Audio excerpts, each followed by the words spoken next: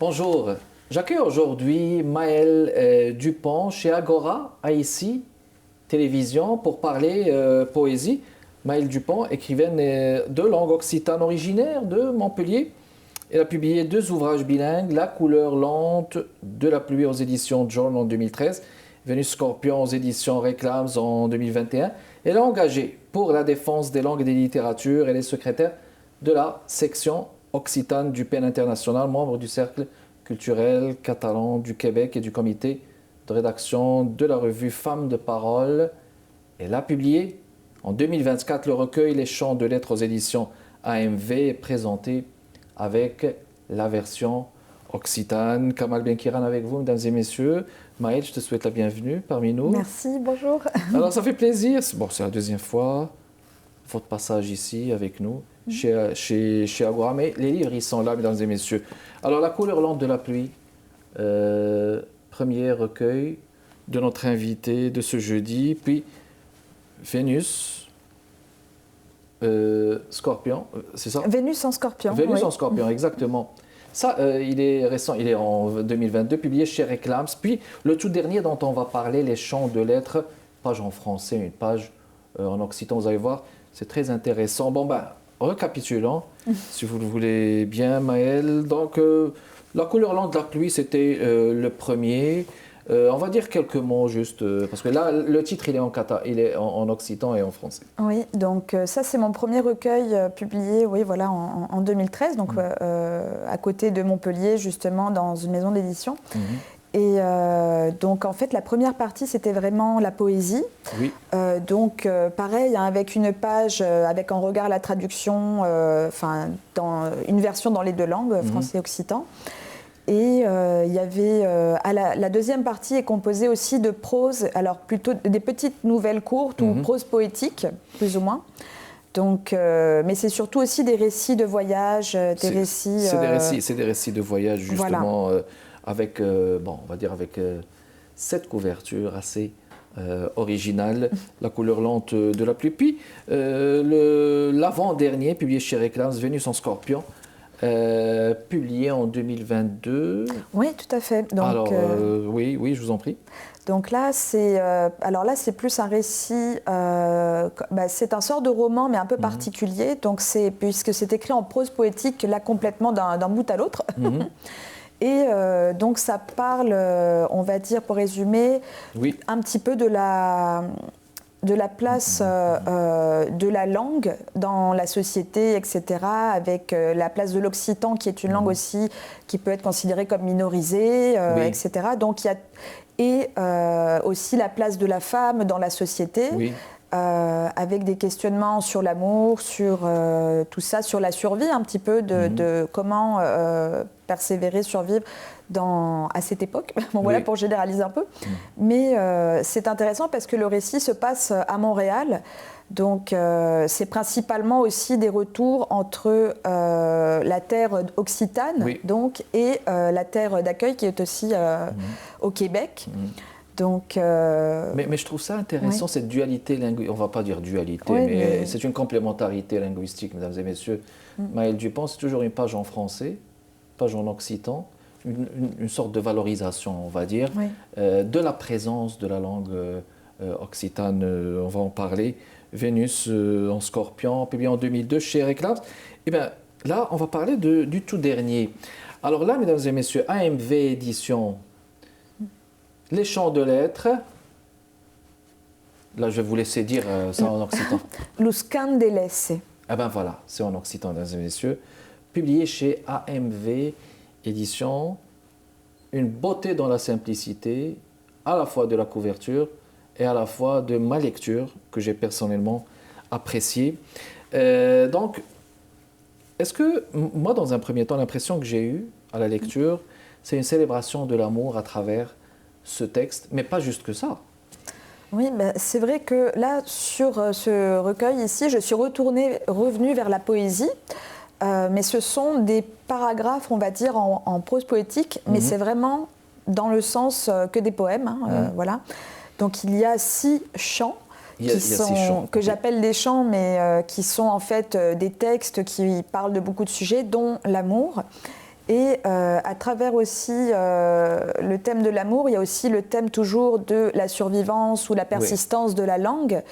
Et cette sorte de complémentarité, comme vous avez mentionné, qui est comme si la langue aussi passe à travers le corps et à travers ce corps, les émotions, l'amour, l'environnement. Mais il y a une volonté aussi vraiment de marquer cette poésie avec... de la mettre en fait, comment dire, de l'ancrer dans cet univers, l'univers perceptible ou alors un peu onirique aussi également. Exactement. Puis en parlant des chants, c'est une célébration quelque part.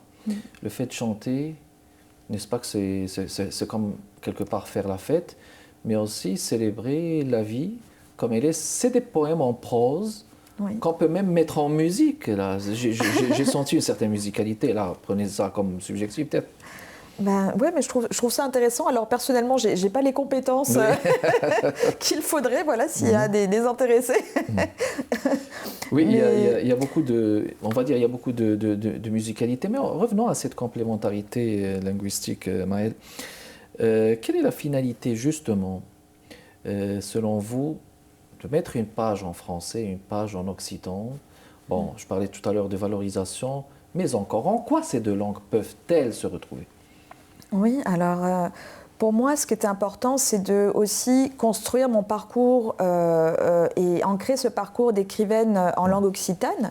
C'est une manière, et le fait d'avoir aussi une page en français, donc c'est comme si on avait presque deux livres en un. Oui, exact. Parce que ce n'est pas forcément des traductions mot à mot d'un passage à l'autre, c'est vraiment deux versions qui peuvent habiter séparément, là ça pourrait être deux livres. Mais je trouve intéressant aussi d'amener le lecteur, d'amener la curiosité. Parce que c'est vrai qu'à l'écrit, on va être tenté d'aller dire, bah tiens, on est tenté en fait juste de regarder sur l'autre page pour peut-être reconnaître un mot, pour peut-être se questionner aussi, se dire, bah tiens, ça, voilà, ça peut ressembler, certains mots qui peuvent ressembler à certaines... C'est ça, il y a cette question voilà, d'ouvrir la curiosité et aussi de pouvoir aussi quand même élargir le lectorat. Pardon. Oui. Voilà, parce qu'un livre en occitan va être aussi, peut être aussi lu par des lecteurs là-bas, mais c'est quand même très intéressant et très... je pense que c'est une des premières peut-être là, d'avoir ce type de livre. Et un ouvrage publié en occitan au Québec, c'est pas... non, c'est pas dans les... Vous êtes une leader à ce niveau, porte-parole ou porte-flamme, on va dire, de la langue occitane. Bien, mesdames et messieurs, on va faire une pause. J'accueille Maëlle Dupont. On est en train de parler de son dernier recueil publié chez AMV Éditions, Les Chants de Lettres. À tout de suite.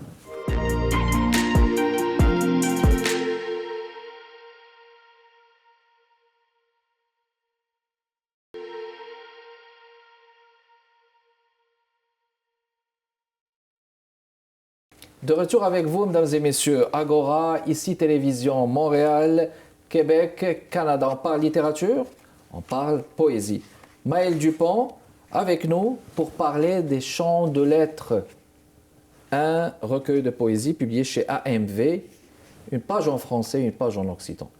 Très intéressante démarche et approche envers à la fois la langue et le sens.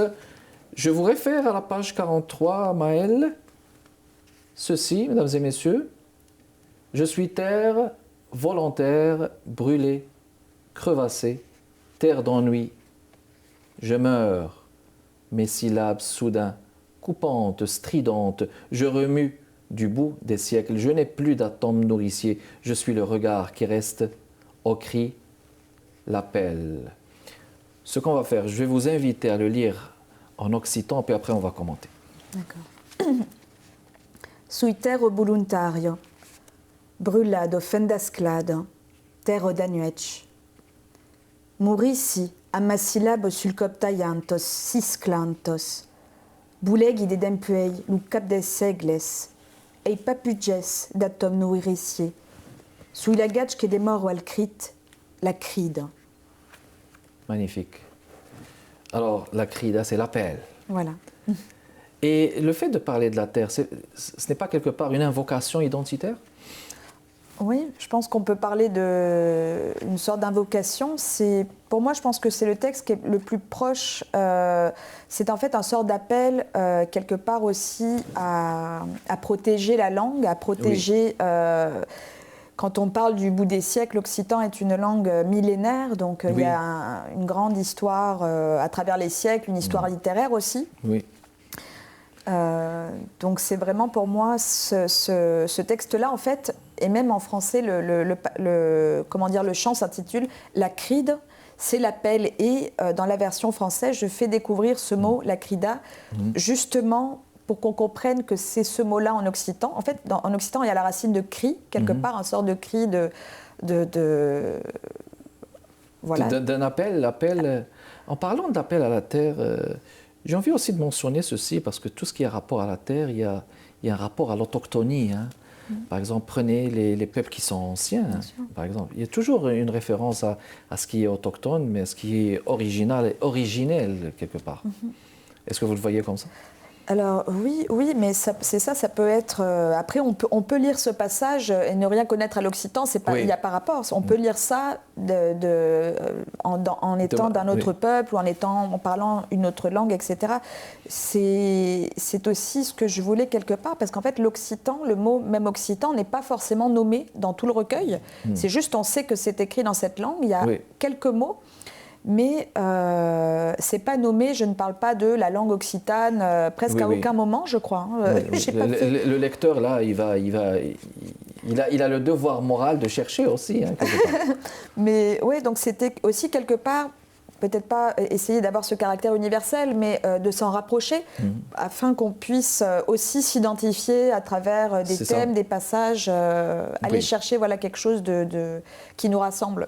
mais justement, ce lexique est intéressant, parce que vous parlez de la Terre, mais il y a un lexique, j'allais dire, un peu spatio-temporel, un peu, par exemple, l'espace, les étoiles, le temps, les fleurs, les flammes, tout ça, ce sont des éléments de vie. Ce sont quelque part les éléments qui font les champs de l'être. Oui, je pense que comme je suis vraiment allée plus vers la poésie, il n'y a pas tant de... Mais c'est une poésie presque... je ne sais pas si c'est lyrique, mais en tout cas même onirique peut-être, où on est dans un... On n'est pas dans la description forcément précise de tel endroit, tel lieu, telle heure. C'est plutôt, comme tu as dit, généralisé. C'est généralisé. Plutôt... Voilà, c'est la terre entière. Ce sont des éléments justement de la vie et de la survie. Page 75, c'est sûr qu'on aurait envie de lire la plupart, parce que la prose poétique, mesdames et messieurs, c'est juste extraordinaire. Quand je lis ceci, rien ne nous lie que la vérité d'être un à l'autre maintenant, insufflé par le feu, la présence des flammes. Mais il y a aussi ce sentiment de fusion qui émerge aussi de ce recueil. Oui, c'est vrai qu'il y a une sorte de... Comme on a dit, l'amour est un des thèmes importants, puis c'est un amour, l'amour de l'autre, et aussi la distance aussi qui peut se créer avec l'autre de manière générale, mais... C'est par le feu, donc la flamme vive. La flamme aussi, de la passion et la flamme et la flamme, c'est presque spirituel à certains moments, une quête un peu des chants, comment dire. Mais là j'ai envie de vous dire aussi que le français, c'est la langue de l'amour quelque part, avec d'autres langues connues. Oui. Mais aussi l'occitan aussi, parce que moi je voudrais pas pouvoir lire et puis faire des fautes, non, qu'on me comprenne et qu'on m'excuse à ce niveau. Mais est-ce qu'on peut le dire comme ça, que c'est la langue de l'amour, l'occitan? Oui, l'occitan pour moi, si j'ai véritablement commencé à écrire dans cette langue, c'est parce que déjà c'est pas une langue héritée de ma famille ni de mes ancêtres, quoi que ce soit. C'est vraiment une langue que j'ai apprise à l'école. Je suis presque un néolocuteur, comme on appelle ça là quasiment. Ah, vous l'avez apprise à l'école? Oui, je l'ai apprise à l'école dans un système en immersion, puis après c'est quelque chose que j'ai accroché, j'ai pu continuer à l'étudier jusqu'au niveau universitaire par la suite.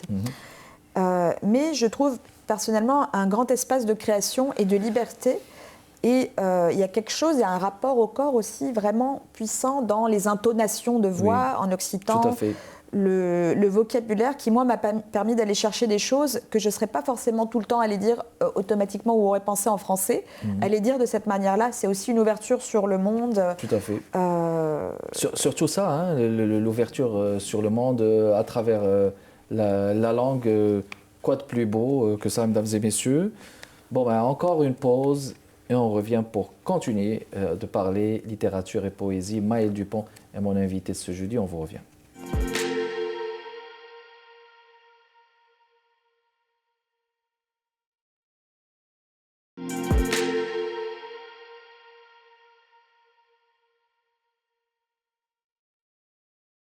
De retour avec vous, mesdames et messieurs, Agora, ici Télévision, littérature, poésie, les chants de lettres. Son auteur, Maëlle Dupont. Alors écoutez, une page en français, une page en occitan. C'est vraiment beau. Maëlle, je vais vous inviter, si vous le voulez bien, donc, à nous mettre au parfum d'un extrait de votre choix, de ce recueil, les chants de lettres. Bon, on va le faire en français, puis après, en occitan, c'est à vous. Merci. J'écris ta peau de courage. Quelques-uns de nous, possédés, s'élancent, participent à l'éclosion de ces oublis en nous, les chants de lettres.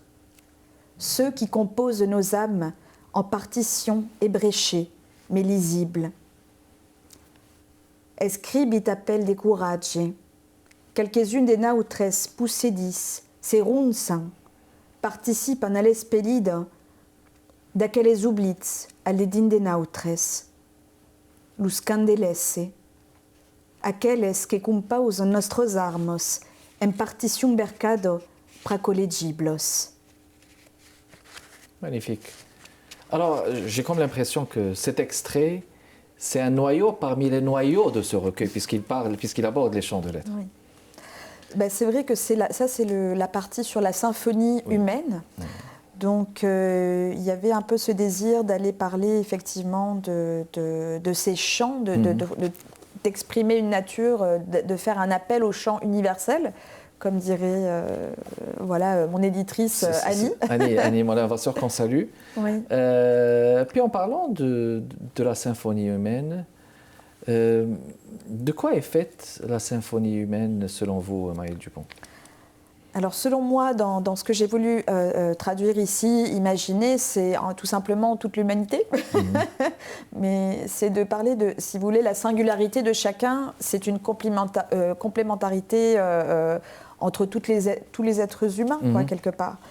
Donc à travers la langue, hein, parce que permettez aussi cet ajout, à travers la langue, parce que c'est intéressant d'avoir une page en français, une page en arabe, une page en français, une page en anglais, une page en français, une page en occitan.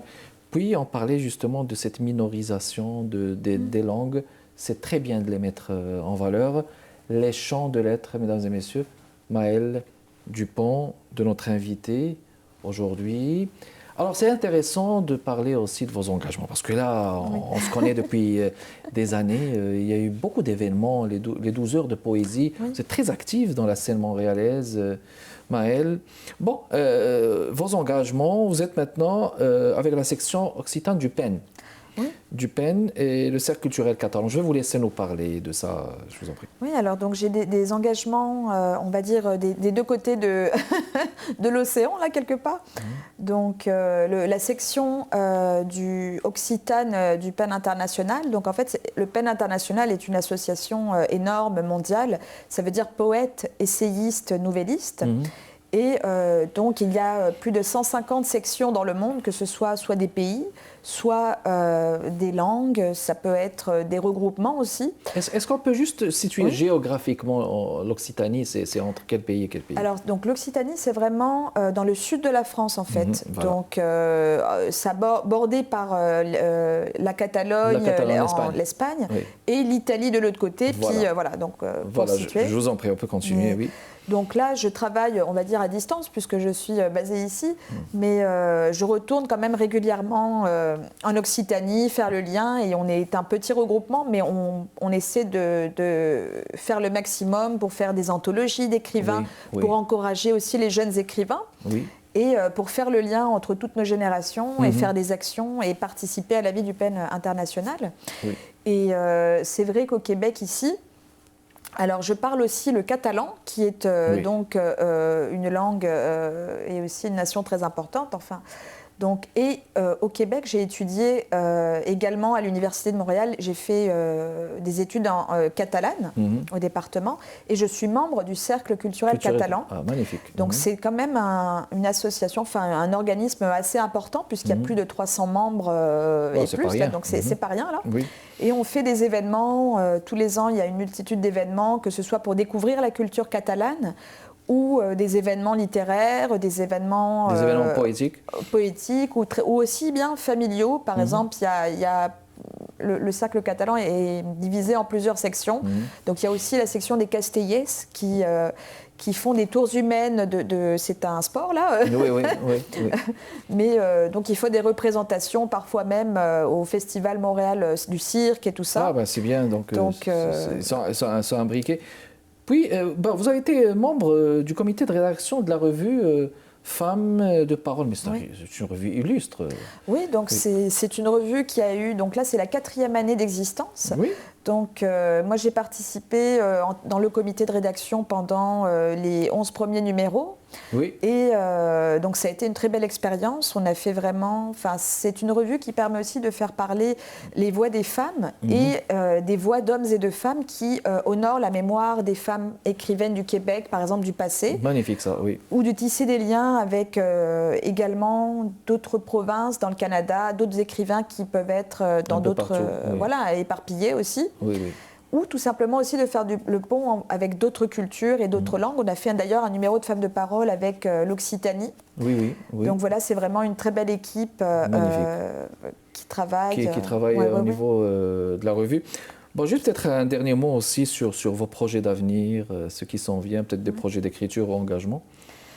Oui, je continue donc l'écriture. Oui. Et voilà, j'espère pouvoir persévérer dans tous ces domaines qui me tiennent à cœur. Surtout la poésie. Je vous ai connu à travers la poésie. Maëlle Dupont, mesdames et messieurs, qui a été notre invité de ce jeudi. Merci d'avoir répondu à notre invitation. On n'oubliera pas ce livre disponible dans les... Oui, il est disponible. Dans tous les rayons des librairies, là. Les chants de lettres de Maëlle Dupont.